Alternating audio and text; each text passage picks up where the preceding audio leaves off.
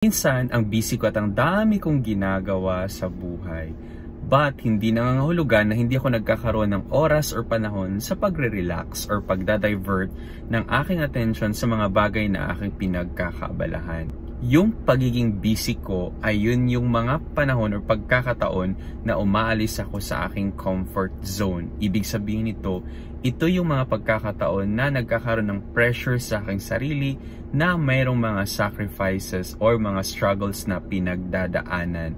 Kasi very important na kung gusto mong umunlad or magkaroon ng changes, pagbabago sa iyong sarili, ay kailangang lumabas ka sa iyong comfort zone.